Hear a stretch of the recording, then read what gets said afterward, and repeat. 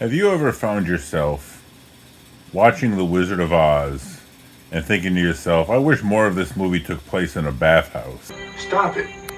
Get some help. Well, if you've ever had that thought ever, you're in luck because I'm going to review the 2001 classic Spirited Away. And you know why? 'Cause I don't know jack squat about anime. But I'm gonna learn with all of my friends. Will you be here when my quest ends? Spirited Away starts out with this girl named Shahara. I'm saying her name wrong, but I'm going to go with it. She's a little girl in the back seat of her parents' station wagon, and the family's moving to a new town. She's going to have to deal with a new school. She's a little upset, leave her life behind, go to a new place. And her parents get lost on the way there, and they find an old abandoned amusement park, and they decide to go exploring. Now, this little girl is like scared to do that, and they're like, come on, it'll be an adventure.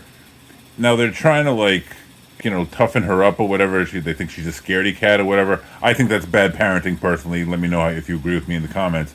But they take her on this tour of this abandoned amusement park. At one point they discovered that there's all this fresh food at this abandoned amusement park, but there's no people there. Like, who made all this food? And the parents decide to start eating all this food. And the little girl's the only one smart enough to be like, there's nobody here. Like, where did this food come from? Like, what's going on? Hello in there? Does anybody work here? Come in, Chiro. It looks delicious. Chiro, you have to try this. It's so tender.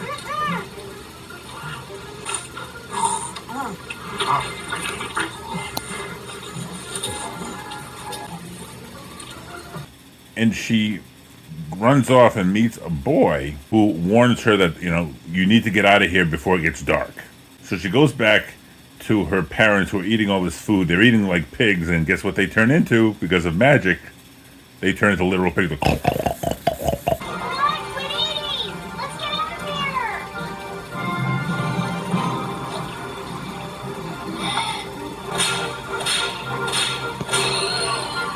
So after these parents kind of get what they deserve, it gets dark, and she can no longer leave this place. Like, the place where she entered, like, is now a river, and she's like, oh, how do I get out of here, And all these shadow creatures and a bunch of weird animal creatures, like, appear. And now she's trapped in this other world, where the abandoned amusement park was. And the boy gives her advice, and you don't know if he's trying to help her or is he in league with Ubaba, who is the witch that runs this other world. You don't know if he's trying to help her or not. But he encourages her to go to this Japanese bathhouse, and Japanese bathhouses are a little more respectable than some seedy bathhouse. I was joking earlier about the bathhouse. This is a respectable Japanese one.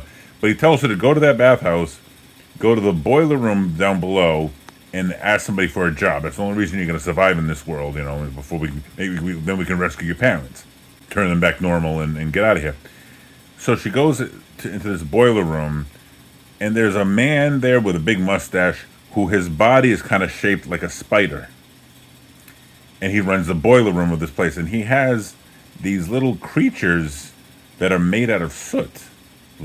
These little soot creatures who carry one lump of coal and throw it into and throw it into the boiler.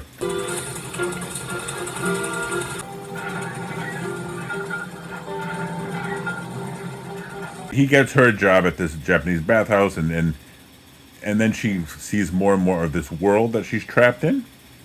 Some of the weirdest, coolest designs of creatures.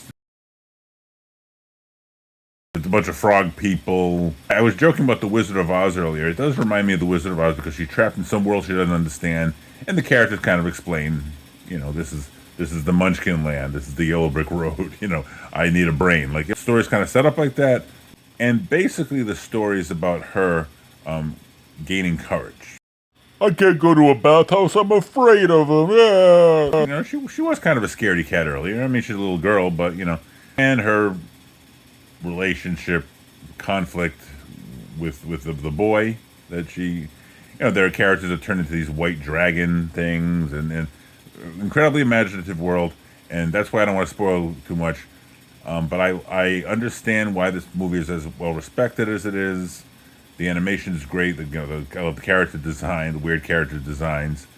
I liked everything about this. I give it 5 out of 5. That's yeah, that's my review. I mean, I loved all the character. Oh, the witch in this movie, who's the villain, has a weirdly shaped head with like big hair, and she's a twin. Like you meet that she has a sister again, like the Wizard of Oz, the witches in the Wizard of Oz.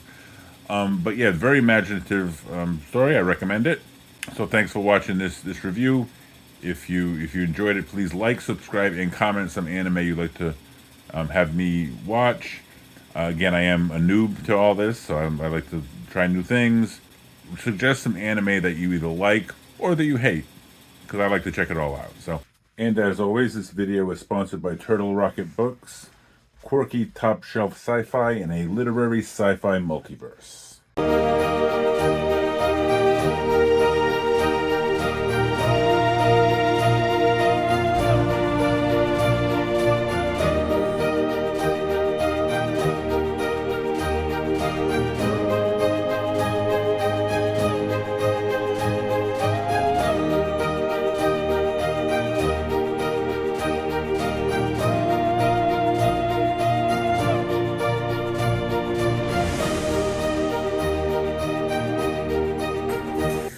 Want to see some weird stuff?